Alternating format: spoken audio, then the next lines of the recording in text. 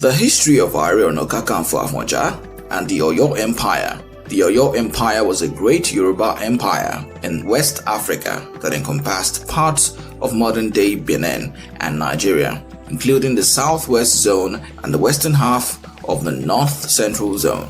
It rose to become the greatest Yoruba-speaking state, mainly to the Yoruba people's outstanding organizational and administrative skills, trade prosperity, and powerful cavalry. From the mid-7th to the late 8th centuries, the Oyo Empire ruled over most of Yorubaland's other kingdoms and neighboring African realms, especially the Fon Kingdom of Dahomey and the modern Republic of Benin. To the west, a formidable Oyo warrior called Afonja rose to prominence in the mid-1700s, about 1750.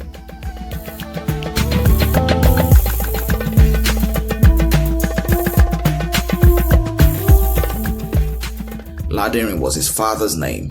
Laderin was a descendant of Alugbin, who was a descendant of Pasin. From 1754 until 1770, Alaafin Majeogbe governed Oyo and was succeeded by Alaafin Abiodun in the same year. Abiodun ruled for nearly 19 years until he was assassinated by his son Aole Arogangan in 1789. From 1789 until 1796, Aole was known as Alaafin.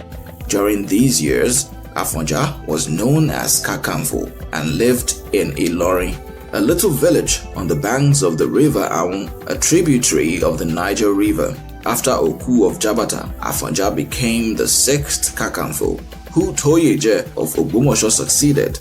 After a conflict between him and Alaafin Aole devolved into rebellion, his term as Kakanfo signaled the surrender of the Ilorin territory to the Sokoto Caliphate. This development has significantly impacted the Yoruba inhabitants north of Oyo's history to this day. The Oyo Empire became enveloped in corruption and cruelty under Aole's rule. Citizens' liberty was stripped away, and violence and betrayal were the order of the day. At the slightest infraction, people were arrested and sold into slavery. The poor groaned, and the leaders were authoritarian.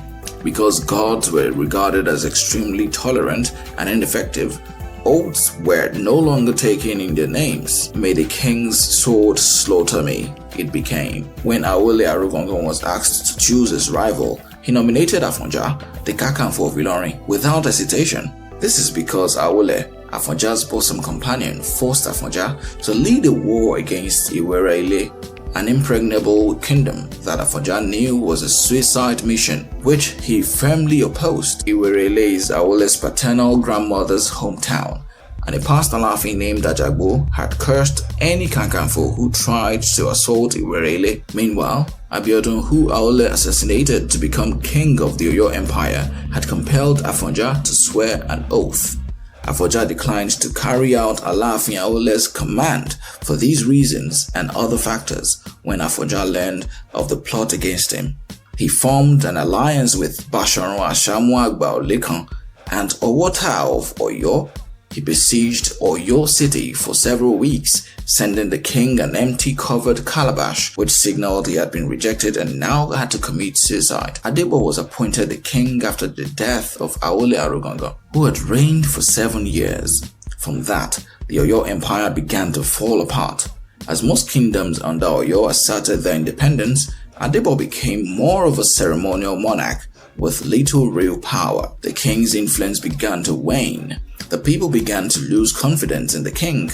King's messengers are no longer regarded or feared by the populace. The residents of Oyo City have become the brunt of the populace's jokes. There were chaos and disorder. Power trumped rights, and wealthy chiefs directed their weapons straight toward the people in order to increase their wealth and fortunes. From 1796 to 1797, Adebo ruled for only a year and was succeeded by Makwa, who ruled for only a few months before dying in 1797.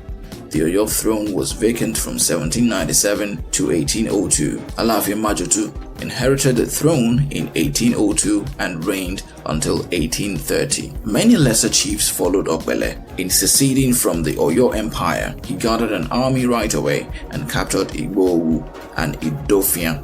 While attempting to conquer Igbo, he was killed. According to Stephen Adebanji Akintoye, also known as S. Banji Akintoye, a Nigerian-born academic, historian, and writer, that it was the failure of Oyomesi to select Afonja as the Alaafin of Oyo, which spurred Afonja to establish a similar dynasty with Ilorin as the capital and Oyo-Ile as a separate town with a king subordinate to the new dynasty with him at the command. As a result, he voted to secede from Oyo in order to obtain his feet. Afonja made the decision to deplete Oyo's abilities entirely. His first task was transforming Ilorin from a tiny hamlet into a megalopolis and the nation's capital.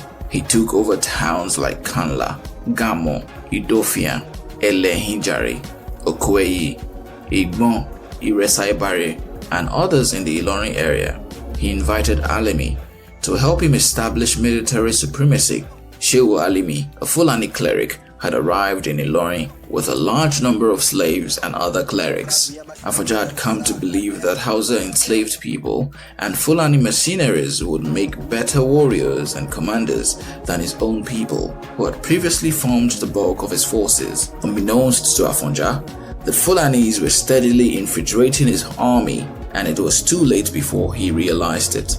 This was following the death of Shehu Alimi. Abdulsalam, his son, aspired to govern Ilorin and secretly conspired against Afonja. Abdulsalam's troops shot Afonja with arrows until he died in 1824. His body was shot with so many arrows that it remained suspended in an upright position for quite some time.